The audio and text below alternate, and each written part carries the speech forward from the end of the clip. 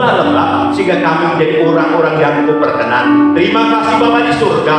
Kami sadar ketika firman-Mu diberitakan ada kuasa-kuasa yang akan mencuri kebenaran firman Tuhan. Kami bersatu hati, kami telapak tangan di dalam nama Yesus yang berkuasa. Kami tidak izinkan Bapa kuasa-kuasa itu mengacaukan pemberitaan firman-Mu saat sore hari ini.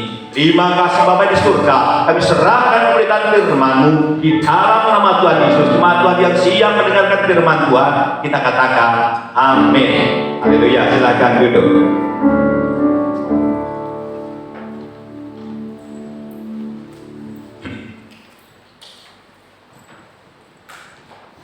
Terima kasih yang luar biasa saya sampaikan untuk tim pujian. Karena pujian pada sore hari ini sungguh pujian yang naik ke hadirat Tuhan, pujian yang luar biasa. Teruslah, mari kita terus berlatih, mempersiapkan diri untuk melayani Tuhan menjadi lebih baik lagi. Salam Bapak Ibu saudara-saudariku sekalian, apa kabar?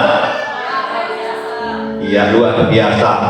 Sebelum pemberitaan firman Tuhan pada sore hari ini, saya ingin bertanya, siapa di tempat ini yang merasa diberkati Tuhan? Dilambaikan tangan. Haleluya. Berarti semuanya diberkati Tuhan. Pertanyaan yang kedua, siapa yang merasa dalam hidup ini benar-benar mengasihi Tuhan? Dilambaikan tangan. Mengasihi Tuhan. Oke, luar biasa. Baik. Saudara-saudariku yang terkasih di dalam Tuhan Yesus Kristus, sore hari ini kita akan bersama-sama mendalami satu topik pemberitaan firman Tuhan dengan tema besar di bulan ini, yaitu tentang kasih dan hormat kepada Tuhan. Temanya adalah kasih dan hormat kepada Tuhan, dengan subtema yaitu perintah membawa persembahan. Saudara-saudariku yang terkasih di dalam Tuhan Yesus Kristus,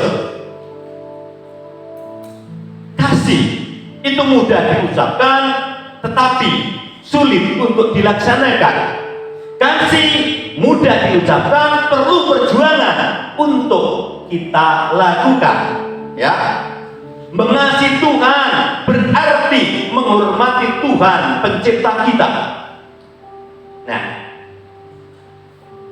karena pada petang hari ini kita mau belajar tentang subtema perintah membawa persembahan, maka kita akan kupas langkah demi langkah.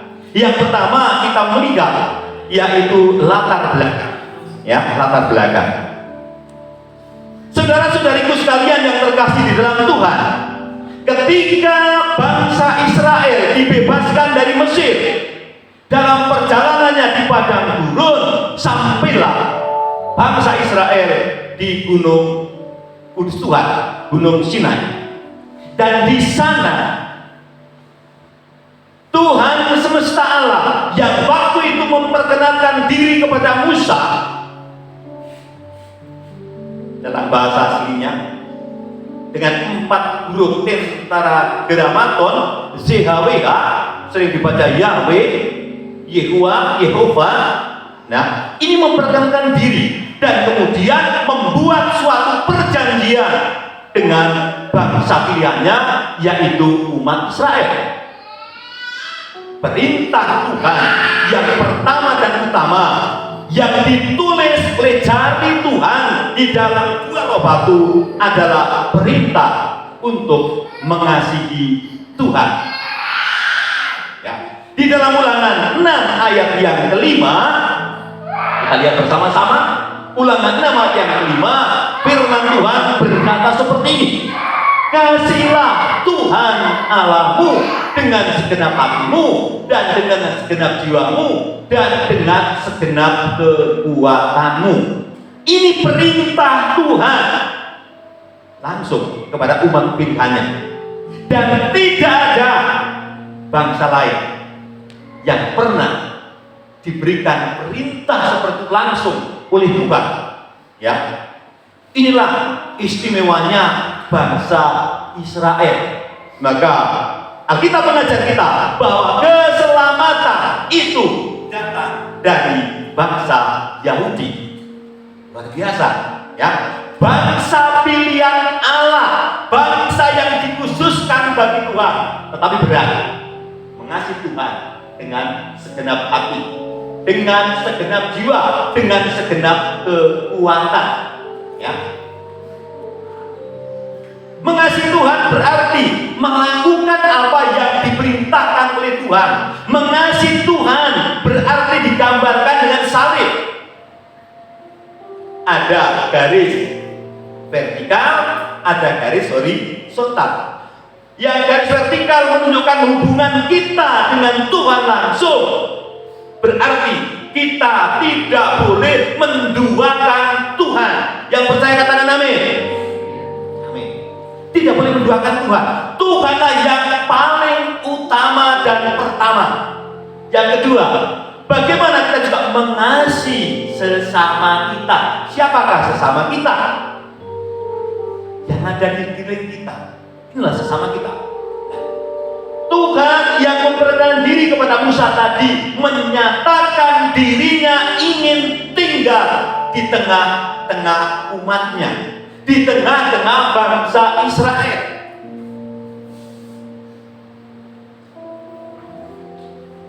Nah, oleh karena itu Tuhan perlu suatu tempat yang dikenal dengan nama kemah suci atau kemah pertemuan di dalam Keluaran 25 ayat 8 sampai 9 maupun ayat yang ke-22.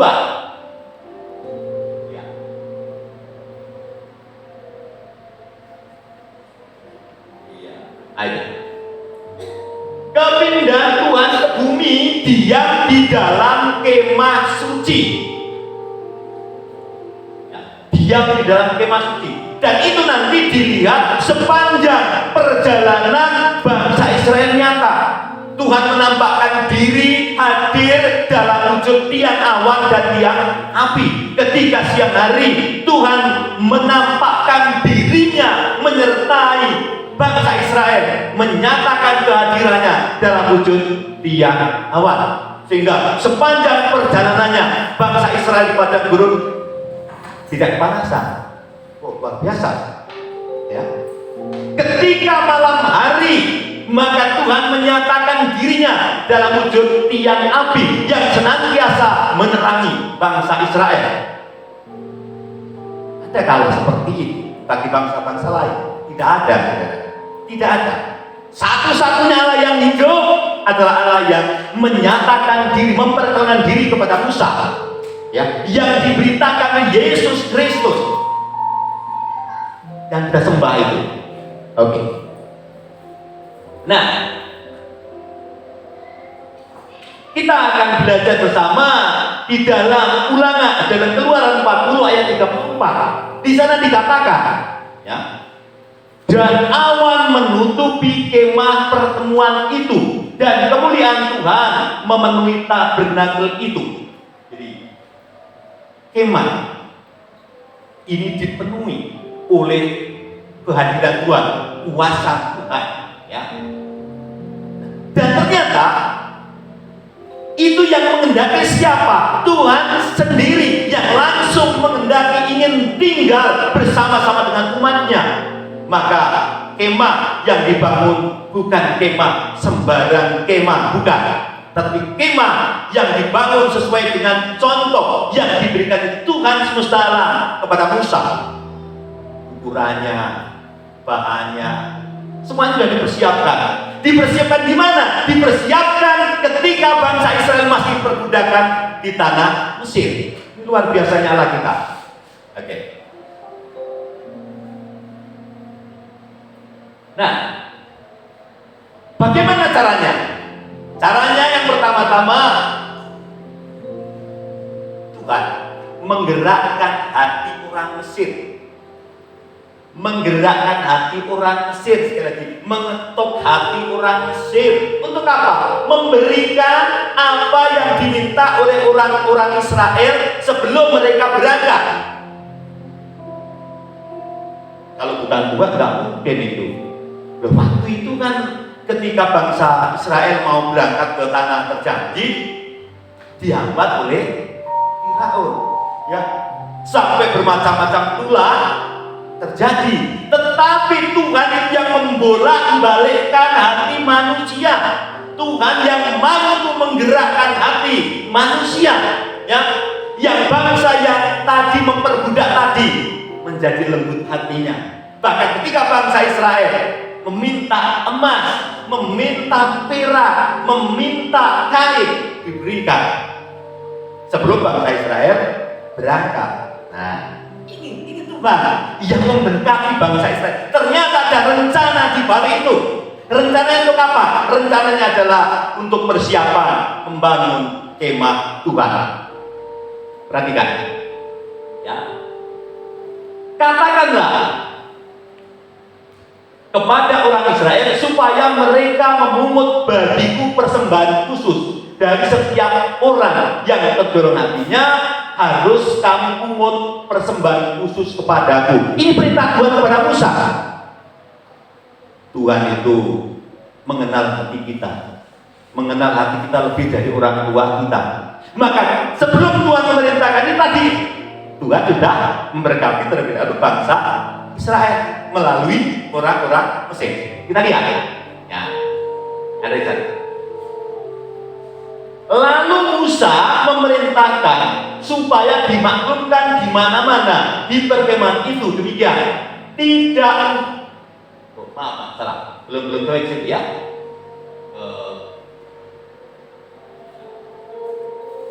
Persembahan khusus, oke. Tuhan menggerakkan hati orang Mesir, lalu itu menjadi persembahan khusus. Dan apa yang terjadi? Bangsa Israel juga digerakkan hatinya oleh Tuhan untuk memberikan persembahan sampai berkelimpahan. Lalu Musa memerintahkan penghentian persembahan khusus tadi. Di ayatnya Keluaran 36 ayat 6 berkata, lalu Musa memerintahkan supaya dimaklumkan di mana-mana di perkemahan itu demikian. Tidak usah lagi ada laki-laki atau perempuan yang membuat sesuatu menjadi persembahan khusus bagi tempat kudus. Demikian rakyat itu dicegah membawa persembahan lagi. Di stop oleh Musa, stop. Sudah saking banyaknya. Coba bayangkan, kalau Tuhan tidak baik kepada guru, punya apa? Ada apa? Ada bahaya. Ya, apa itu? Ular, kalap, jengking, binatang-binatang yang berbisa, binatang liar, singa. Tapi, lah kok bisa memberikan emas, perak? Ya karena Tuhan sudah berkati terlebih dahulu. Ya, maka kita ini ada pelajaran yang bisa kita ambil sampai di situ. Apa yang bisa ambil? Ketika Tuhan memberkati kita, kita juga harus memberikan kembali kepada Tuhan untuk persembahan bagi pekerjaan Tuhan. Di mana? Di tempat di mana kita diberikan makanan rohani. Berarti di GBI El Shaddai. Ya, karena kita punya rumah namanya GBI El Shaddai. Di sini kita dipelihara, dirawat, dididik, diberikan makan rohani. Di sinilah, ya, kita memberikan persembahan.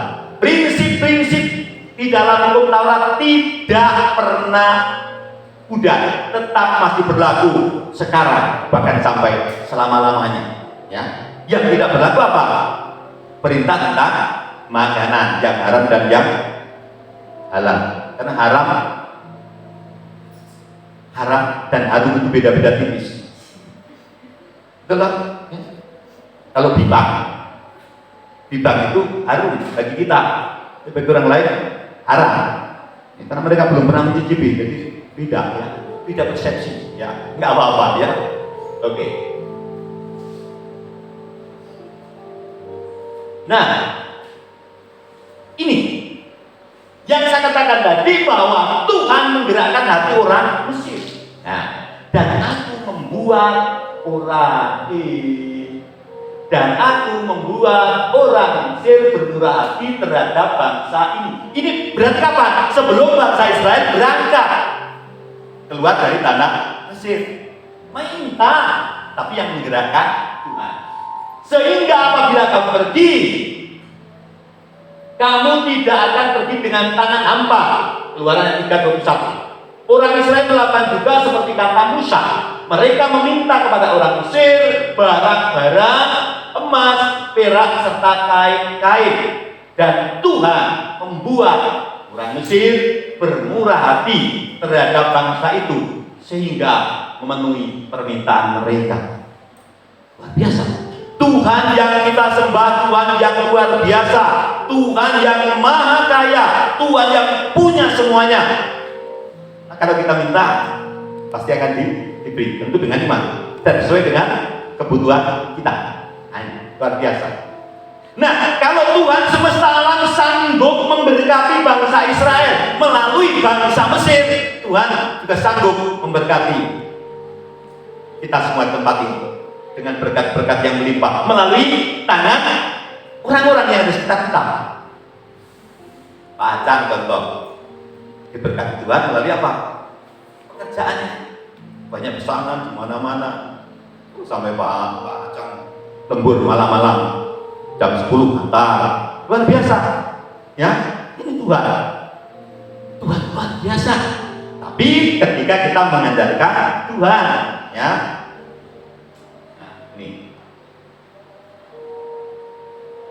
Nah, ini nanti yang saya katakan tadi ada mana tadi? Ada emas, ada perak, serta kain. Ini nanti yang akan digunakan untuk membangun kemah suci. Kemah suci dibangun itu dari barang yang sangat berharga. Kalau pada Quran yang berharga enggak? Yang enggak kelihatan. Entah nama aja susah ya.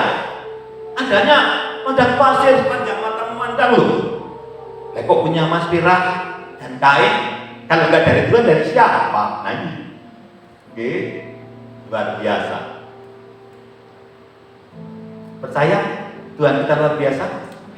Amin. Berikan kemuliaan Tuhan. Haleluya.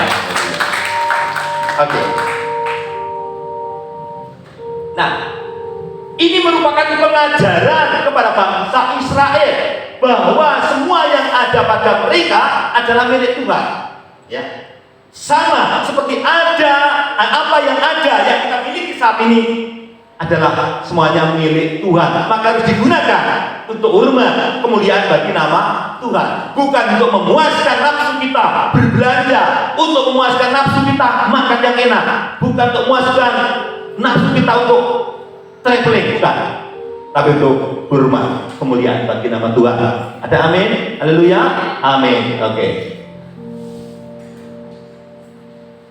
Nah, persembahan ini bertujuan untuk memuliakan Dia dan menyadarkan bahwa segala sesuatu milik Tuhan. Ya, jadi disadarkan. Kalau orang Jawa, orang salah satu belakangnya Jawa, itu sering mengatakan seperti itu. Ele elingo, kabeh kuwi mung titipan saka sing kuwasa. Lena, ingatlah bahwa apa yang kamu punya itu hanya titipan dari Tuhan semesta alam. Betul nggak kira-kira? Betul. Ya, hanya titipan. Maka kita harus menggunakannya dengan benar, ya, untuk kemuliaan dan hormat bagi nama Tuhan, bukan untuk tujuan yang lain, ya. Oke. Nah, persembahan ini juga ditekankan di dalam perjanjian baru ada beberapa persembahan yang sempat saya coba pelajari di sana. Yang pertama, pujian dan ucapan syukur kepada Tuhan. Ya. Setiap saat kita hendaknya memuji dan mengucap syukur kepada Tuhan. Mengucap syukurlah dalam segala hal. Ada satu lagu yang saya ingat sepotong. Apa lagunya? Mulutku penuh dengan pujian kepadamu ya Yesus Tuhan. sepanjang hari ku beri penghormatan kepadamu ya Rajaku. Sepanjang hari kita memuji Tuhan, bersyukur kepada Tuhan apapun yang kita hadapi, bersyukurlah ya, jangan mengeluh. Pak Ajang, jadi korban sekarang Pak Ajang. Pak Ajang biasa makan lauknya ikan tongkol. Nah, kebetulan hari ini Bu Ajang tidak bisa membeli ikan tongkol, tapi beli ikan teri. Jauh banget ya tongkol dengan teri. Tetap harus bersyukur. Kenapa? Bukan tetap sama-sama ikan. Ada yang saudara kita yang masih pakainya bukan dengan ikan, dengan apa? Tempe. Kita bersyukur. Yang makan tempe harus bersyukur. Karena ada saudara kita yang lain makanya hanya nasi dengan sayur, masih juga harus bersyukur. Yang makan nasi sayur bersyukur. Ada yang makan dengan garam. Maka kita gak boleh melihat ke atas, lihatlah ke bawah untuk kita tahu bersyukur. Yang jelas, yang pasti bahwa Tuhan kita luar biasa, ya. Nah ini mengucap syukur. Tuhan, terima kasih Kau memberkati kami hari ini dengan makanan berupa nasi dan ikan asin. Berkatilah agar makan ini menjadikan kekuatan untuk kami terus mengiringi Engkau. Amin. Tulus loh, bukan terpaksa. Tuhan, kenapa Kau memberkati aku hanya dengan nasi dan ikan asin? Gimana?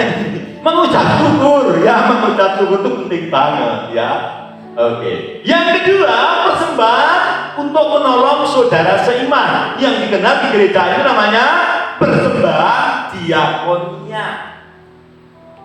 Ini apa namanya? Sebagai realita, sebagai wujud nyata dari bentuk kepedulian. Karena orang Kristen tanpa kasih itu seperti tong kosong berbunyi nyaring. Orang Kristen harus memiliki kasih, memiliki kepedulian sosial, memiliki kompetensi sosial. Nggak usah minta. Kalau melihat orang lain yang minta perlu bantuan harus kita tolong. Ya. Saya berulang kali menerima ini. Apa itu? Bantuan dari gereja ketika sakit.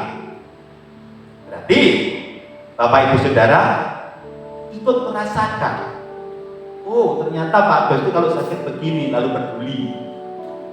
Bukan lalu mengatakan, kamu sakit lagi ya, akan dapat bantuan lagi.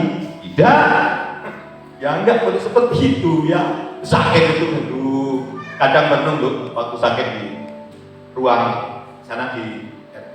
Waduh, ya sekalipun di ruang yang paling istimewa, namanya di rumah sakit tetap nggak nyaman, masih enak di rumah yang beratapkan daun ya. Nah itu kalau rumah kita. Oke. Persembahan diakonia selain sesama saudara seiman adalah orang lain yang membutuhkan. Ada janda, ada yatim piatu, untuk pedulian sosial.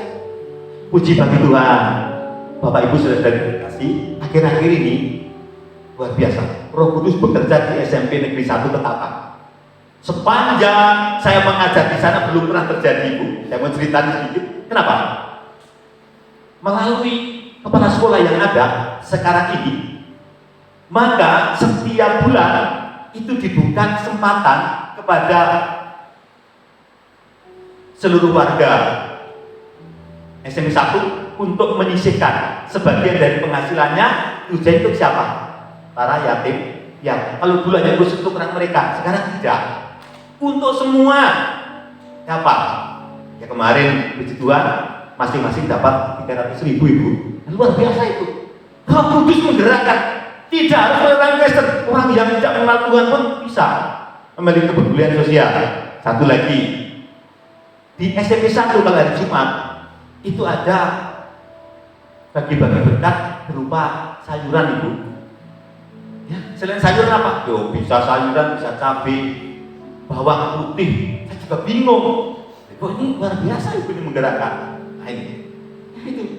Berarti apa? Kita jangan kalah sebagai orang Kristen, harus memiliki kepedulian sosial lebih lagi. Kalau mereka yang tidak mengenal Tuhan dengan benar saja, Tuhan gerakkan apa lagi kita? Nah ini, kita berlomba-lomba untuk memberi. Lebih baik tangan di atas daripada tangan di bawah. Lebih baik memberi daripada menerima. Ya. Kalau menerima, ya diterima. Nah, kita terima ya. Yang ikhlas. Kenapa? Jangan sampai kita menghambat berkat orang lain. Nah, oke. Yang berikutnya, persembahan bagi pemberitaan firman Tuhan atau Injil. Nah, untuk memberitakan firman Tuhan itu perlu dana dan daya. Betul? Betul enggak? Betul. Nah, dari mana? Dari jemaat. Dari kita orang-orang percaya. Kalau bukan dari kita, dari siapa lagi? Nah, ini tugas dan tanggung jawab kita sebagai orang beriman. Nah, sore hari ini terus terang saya tidak akan membahas secara detail karena nanti mungkin Kak Erna kesulitan dikit ya. Bisa? Kalau bisa bantu boleh. Tolong Kak Erna yang cantik jelita dilihat di Ibrani 13 ayat 15, coba dibukakan. Bisa? Kak Erna yang cantik jelita pasti bisa. Untuk nggak ada Kak Andi ya. Oh, kalau ada Kak Andi,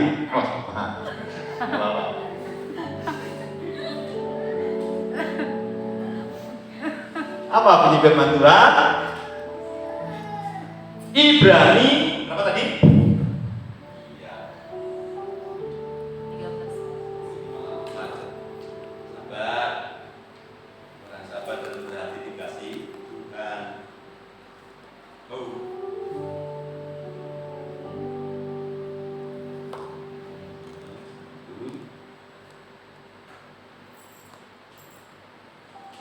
Kita belajarnya pelan-pelan dari masih 13 ayat 5.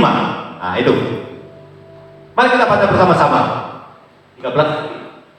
Sebab itu marilah kita oleh Dia senantiasa mempersembahkan korban syukur kepada Allah, yaitu ucapan bibir yang memuliakan namanya.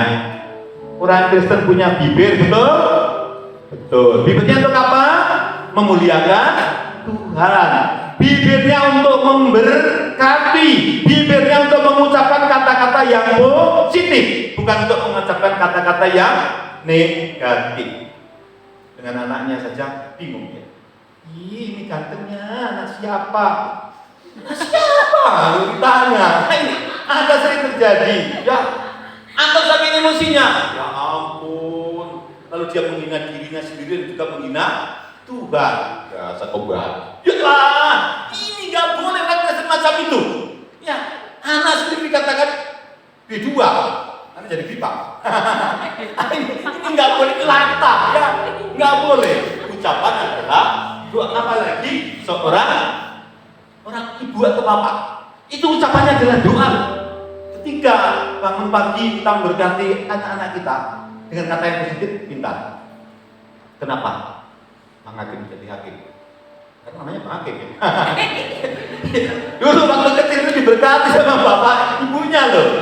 Oh, aku memberkati engkau menjadi anak yang pintar, anak yang berhasil. Sekarang jadi hakim, siap menghakimi Yongti. Nah ini luar biasa. Katakan, kalau punya adik kecil susah belajar, berkati. Ya, bangun pagi-pagi pegang kepalanya. Memberkati engkau menjadi anak nah, itu alam bawah sadar kejar secara psikologi. Tapi kalau katakan kau jadi anak yang bandel, anak yang bodoh, jadi karena ucapan adalah bahaya ya. Ini susahnya buat kita, maka untuk memuliakan Tuhan ya, memuliakan namanya. Jangan malah orang Kristen menjadi batu sandungan dengan kata-kata yang kotor ya. Ini bertobat tomat tobat ya. Tobat hari ini, tobat besok umat ya. Oke. Kembali ya, sekarang kita lihat yang berikutnya Kak Erna di dalam Ibrani 13 ayat 16. Ibrani 13 ayat 16. Nah, Ibrani 13 ayat 16 ya. Oke. Dan janganlah kamu lupa berbuat baik dan memberi bantuan, sebab kurban-kurban yang demikianlah yang berkenan kepada Allah. Memberikan bantuan kepada siapa? Kepada yang memerlukan. Yang memerlukan berarti apa? Jangan salah sasaran. Karena di Indonesia ini banyak terjadi salah sasaran. Orangnya aja punya kos-kosan berapa, punya mobil berapa, lah kok dapat apa? Yang dari Pak Jokowi itu apa? Kartu Indonesia Pintar. Harusnya malu loh itu. Harusnya dialihkan kepada orang lain yang lebih membutuhkan. Itu terjadi loh di SMP 1. Akhirnya dia komplain. Bayangkan seperti itu. Malu, tanamkan rasa malu. Iya betul, tanamkan itu. Nah, oke. Yang terakhir, di dalam Galatia 6 ayat 6 sampai 7. Yuk kita lihat yang terakhir, Galatia 6 ayat 6 sampai 7. Ini penting banget. Ya, baik. Dan baiklah dia yang menerima pengajaran dalam firman. Berarti siapa? Ini pengajaran firman itu kita. Nah itu membagi segala sesuatu yang ada padanya dengan orang yang memberikan pengajaran. Ini firman Tuhan tuh. Ya. Berarti persembahan apa tadi? Untuk pemberitaan firman Tuhan. Ya, di luar sana banyak penginjil-penginjil yang kirim ke pelosok-pelosok. Kita nggak bisa loh. Ya kita cukup mendukung di dalam dana. Nah itu. Oke.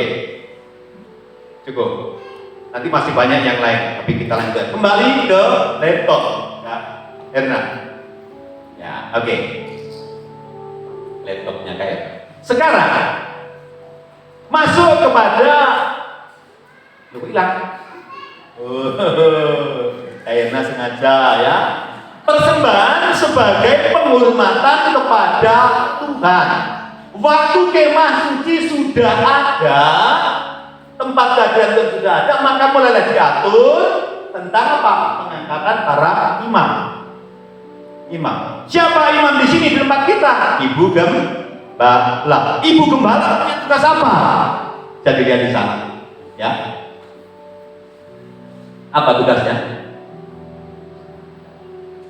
Memberikan persembahan mereka diterima oleh Tuhan. Imam, ya. Nanti kita akan lihat lebih lanjut lagi. Wah, itu. Imam bertindak di ranah perjanjian Tuhan dengan umatnya, ya. Hal ini diterangkan melalui doa syafaat. Jadi ibu kita itu, Bu Nelly Philip itu, ya, setiap saat berdoa syafaat untuk siapa? Untuk melindungi jemaat-jemaat Tuhan, untuk melindungi domba-domba Tuhan, agar tidak diterkam oleh singa yang mengomong. Wah, ya kan? Siapa itu? Iblis. Nah, oleh karena itu, agar kita selamat, maka jangan menjauh dari perkumpulan. Ya, hai orang-orang muda, bergabunglah dalam komsel, bergabunglah dalam youth, agar kalian dijaga. Ya, dijaga. Dari apa? Incaran si iblis yang mengaum-ngaum bagaikan singa. Kan? Dijaga dari apa? Pergaulan-pergaulan yang tidak berkenan pada Tuhan. Nah ini itu pentingnya suatu persekutuan, ya, persekutuan doa. Saya salut dengan Bang Jos CS dan kawan-kawan orang-orang muda. Itu pekerjaan luar biasa loh. Bang Jos pulang jam berapa? Tapi masih meluangkan waktu hari Jumat ya untuk konser. Luar biasa, ya, luar biasa. Kalau sudah siap menjadi laskar Kristus, itu harus siap apa yang diminta oleh komandan. Ya. Komandan kita siapa? Ibu Nelly Philip, ya. Oke. Nah, sekalipun demikian bangsa Israel dapat menghadap Tuhan secara pribadi dan membangun persekutuan pribadi dengan Tuhan melalui korban-korban persembahan untuk pendamaian atau pengudusan dan doa bagi mereka. Jadi bukan hanya semangat tugas iman, tetapi juga kita punya tanggung jawab untuk langsung berkomunikasi dengan Tuhan setiap saat, setiap waktu. Minggu yang lalu Kita bisa berdoa dimanapun, kapanpun. Kenapa? Karena tirai bait suci sudah apa kemarin Ibu? Tirai bait suci sudah terbelah menjadi dua ketika Yesus disalibkan. Berarti tidak ada lagi hambatan untuk kita langsung menghampiri tahta Tuhan. Kalau dulu pakai apa? Korban loh, nyembelih sapi loh, ya kan? Menyembelih kambing loh, menyembelih domba loh, minimal apa? Burung tekukur, kan? Kalau kita membaca itu. Nah sekarang tidak.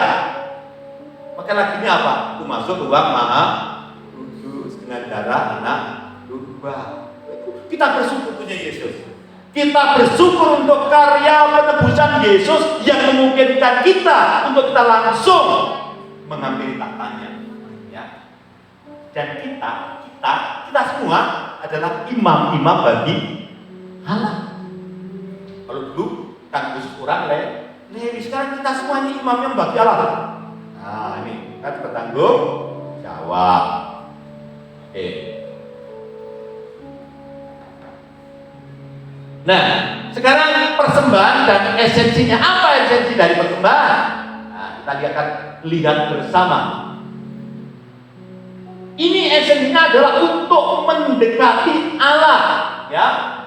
Sewaktu kita menghadap kepadanya, mendekati Allah, menghampiri Allah dengan persembahan. Pada zaman perjanjian lama di dalam kitab Imamat, ya, ada di sana Imamat 1 ayat 1 sampai 3. Umat Tuhan sebagai penyembah dalam hal menghadap Tuhan, ini ada perintah, jangan datang dengan tangan hampa.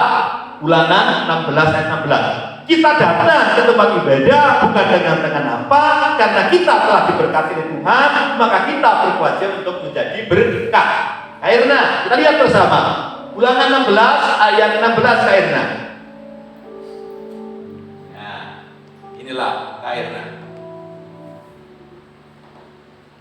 Ulangan 16 ayat 16. Ya, bunyi firman Tuhan mengatakan seperti ini. 3 kali setahun setiap orang laki-laki di antaramu harus menghadap hadirat Tuhan Allahmu ke tempat yang akan dipilihnya, yakni pada hari raya roti tidak berbagi, pada hari raya 7 minggu, dan pada hari raya pondok tahun. Janganlah ia menghadap hadirat Tuhan dengan tangan hampa. Nah, tempatnya dipilih mana dalam perjanjian lama? Yerusalem. Dalam setahun harus minimal tiga kali ke sana. Ini prinsipnya kita ambil, tetap berlaku, tetapi kewajiban untuk datang ke Yerusalem sudah tidak. Kenapa? Materi kemarin sebelumnya, kiblat kita bukan lagi ke tempat tapi langsung kepada Tuhan. Ya, nih. Jadi Yerusalem yang mana? Yerusalem yang surga, bukan Yerusalem yang di Israel. Tapi itu kota suci, ya. Kita menghargai karena sejarah tidak bisa diputuskan. Tapi sekarang kita tidak bisa lagi berkiblat ke sana. Oke, kembali ke Ena.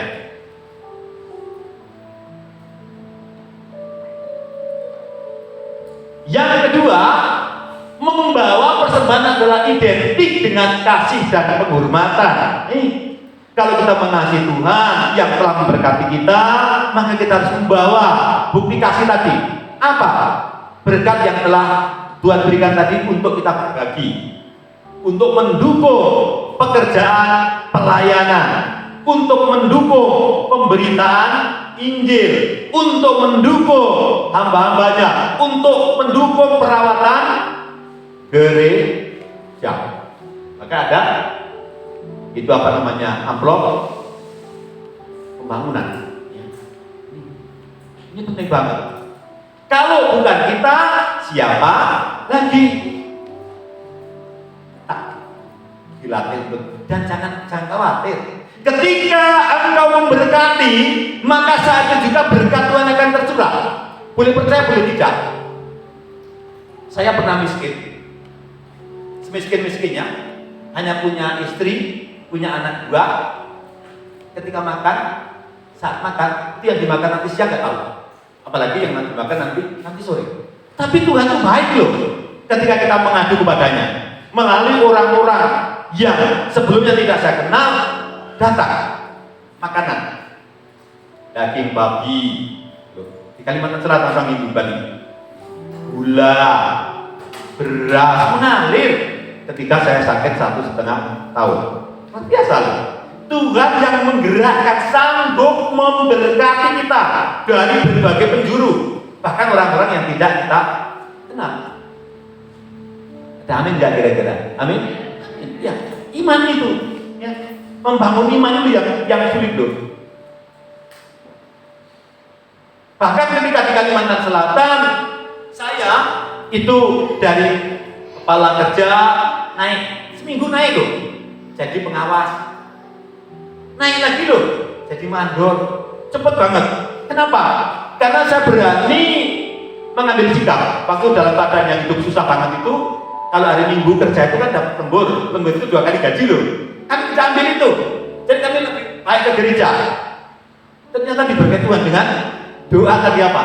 Kita akan semakin naik dan bukan turun loh, iman loh.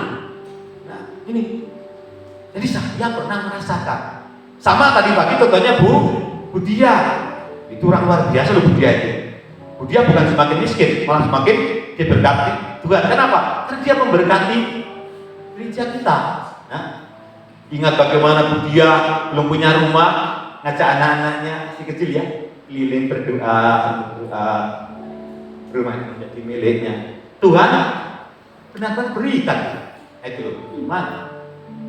Ya, ini kita harus juga punya iman. Seperti Bu Dia, bahkan kalau bisa lebih. Nah, ini. Jadi di sini ada orang-orang yang hebat. Sama dengan Bu Andor, punya iman apa? Kesembuhan. Yang tidak masuk akal loh itu. Secara medis nggak masuk akal.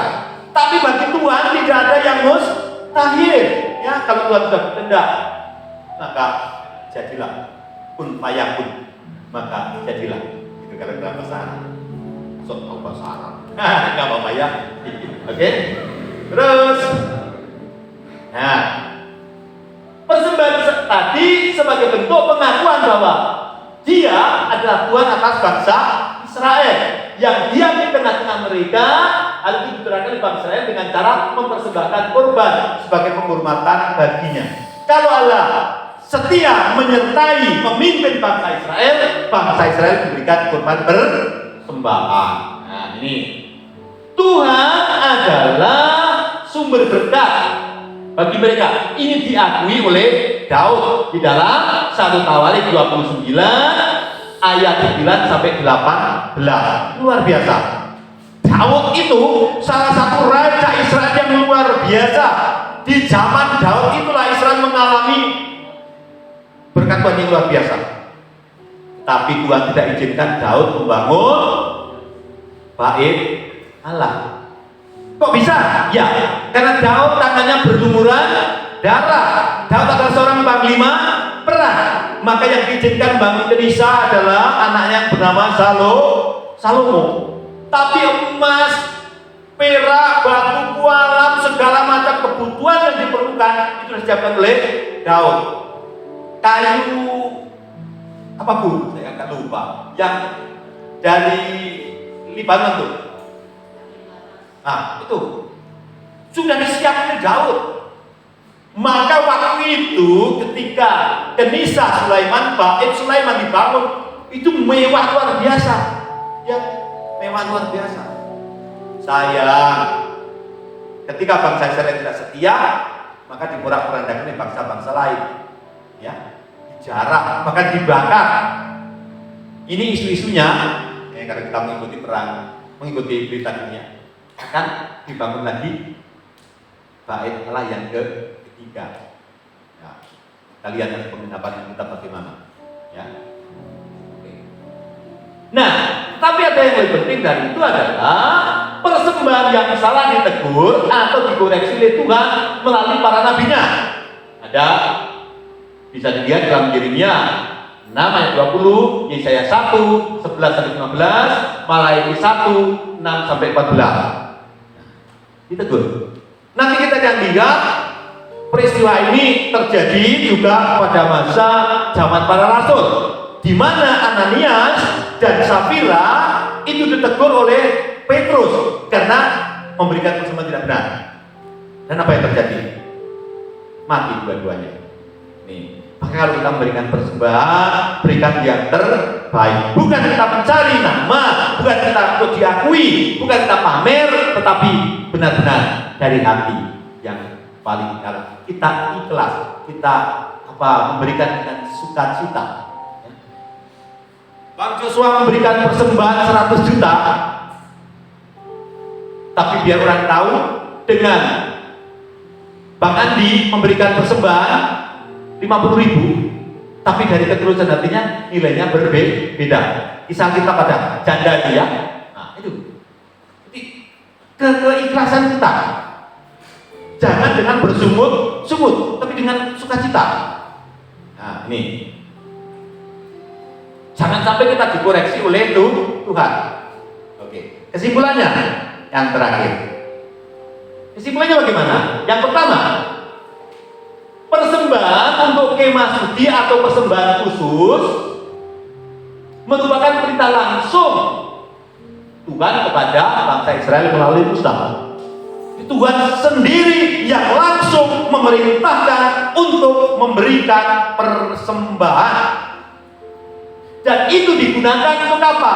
Untuk membangun bait Allah, untuk membangun kemah suci, untuk membangun kemah pertemuan. Yang kedua, sebelum Tuhan memerintahkan bangsa Israel untuk memberikan persembahan, Tuhan lebih dahulu memberkati bangsa Israel dengan cara menggerakkan hati orang Mesir, sehingga orang Mesir memberikan apa yang diminta oleh orang Israel ketika orang Israel mau pergi keluar Mesir. Tadi apa? Emas, perak, dan kain. Salah satunya adalah kain ungu tua ya, dan Alkitab. Itu kain yang luar biasa, kain ungu tua, ya. Terus,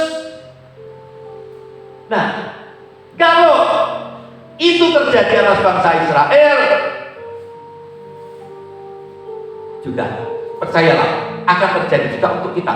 Kalau kita memberikan persembahan, maka pasti kita juga sebelumnya sudah menerima berkat. Masing-masing berbeda ya berkatnya. Ya. Maka persembahan sekali lagi bukan jumlahnya, tapi kerelaan hatinya. Ya. Nah itu. Kalau Tuhan sanggup memberkati bangsa Israel, maka Tuhan masalah juga sanggup memberkati jemaat GBI Sate. Yang percaya katakan amin. Amin. Sanggup.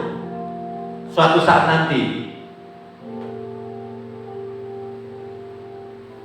C. Agustina akan menjadi seorang WL yang terkenal. Kenapa? Semakin naik dan bukan. Kalau diimani dengan disertai apa?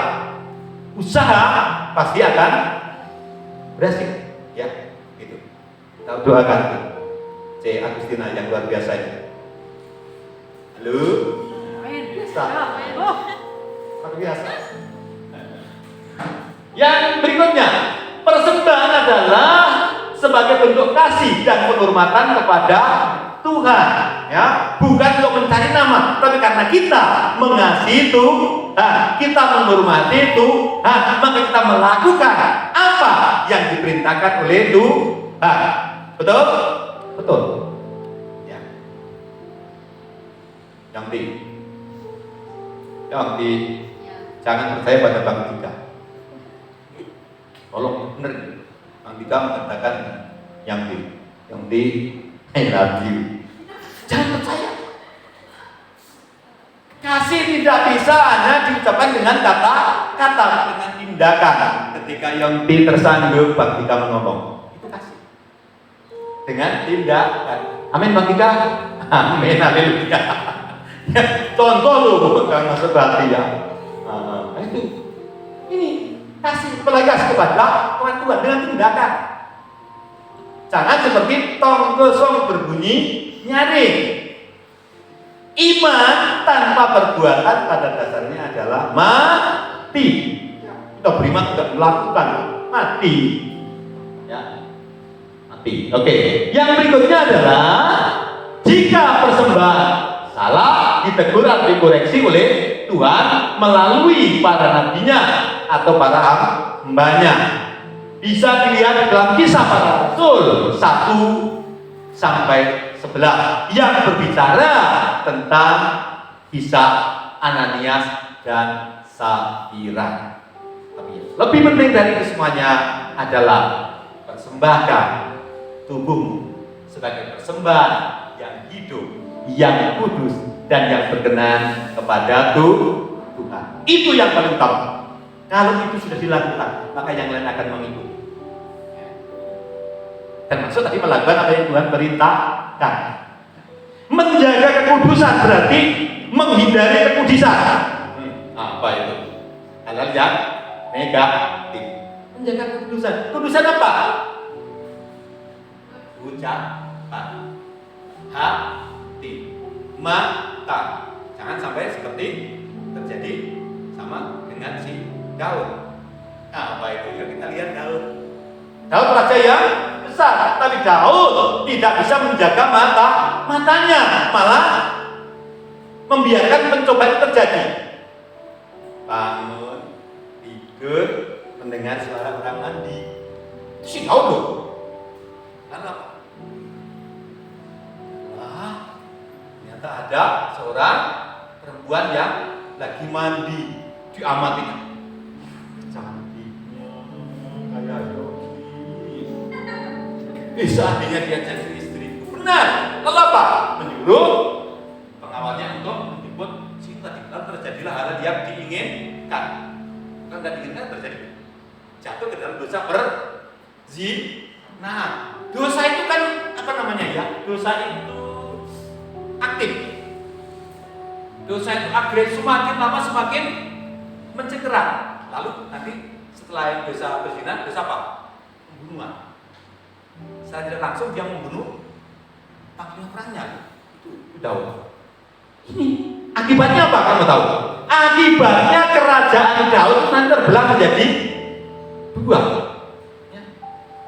Meskipun dari garis keturunan Daud masih tetap ada yang kalau kita belajar, mari kita mencoba belajar, itu ada 10 suku Israel yang terhilang ya. Nah, itu kan kerajaan Israel Utara dan Selatan. Yang masih yang tidak terhilang itu adalah dari suku Yehuda. Yang lain hilang loh. Yehuda dan apa itu masih ada, tapi yang lain hilang. Dan penyelidikan akhir-akhir ini ditemukan bahwa suku Israel yang hilang itu ada di berbagai tempat. Salah satu di India. Mereka masih melakukan tata cara Yahudi, masih. Cuma bahasanya sudah sedikit berbeda. Dan mereka sebenarnya diperbolehkan untuk kembali ke Israel. Itu baiknya Israel. Itu semua orang Yahudi boleh kembali ke Israel. Dan saya minta nanti doa syafaatnya jangan lupa berdoa untuk bangsa Israel. Kenapa? Karena yang berdoa bagi bangsa Israel akan diberkati, tapi yang mengutuk juga akan dikutuk. Saya merasakan ini akhir-akhir ini. Nanti tolong dibuktikan omongan saya ya. Kalau kita salah langkah, pemimpin kita salah langkah, itu Papua bisa lepas. Kenapa? Kalian tahu? Papua itu mendapatkan penghargaan kemarin ziarah ke Israel dari orang-orang Yahudi. Tahu nggak orang Yahudi? Orang yang paling kaya di dunia. Kalau mendukung gerakan di Papua, jadi apa kita? Maka kita berkati bangsa Yahudi karena dari sana perkataan mengalir kita. Itu penting banget itu. Ya, jangan pernah mengutuk bangsa Israel karena itu akan kembali ke kita. Beberapa hamba Tuhan termasuk si Pak siapa yang pendeta hukum itu Gilbert Pemdok itu sudah langsung mengingatkan pemerintah kita untuk tidak sembarangan mengutuk bangsa Israel. Ya, kita harus netral. Bukan mendukung ya, tapi kita netral karena kita gerakan non-blok. Bahkan termasuk pemain militer yang seorang Muslim mengatakan apa? Kalau mau sejarah Israel, baca kitab. Di oleh Tuhan. Jangan ikut-ikutan, apalagi orang Kristen, ya. Nah ini firman Tuhan yang bisa saya sampaikan pada malam hari ini. Kalau ada kurangnya, minta maaf, karena kesempurnaan milik Tuhan. Ya. Mudah-mudahan firman Tuhan ini menjadi berkat untuk kita semua. Tim musik, kita panggil untuk ke depan.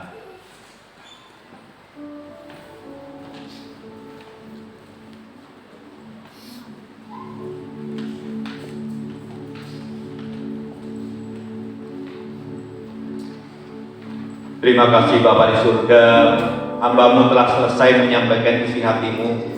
Kami berdoa di dalam nama Yesus, biarlah firman menyentuh mereka di dalam setiap hati jemaat Tuhan di tempat ini. Firman-Mu tidak akan kembali dengan sia-sia.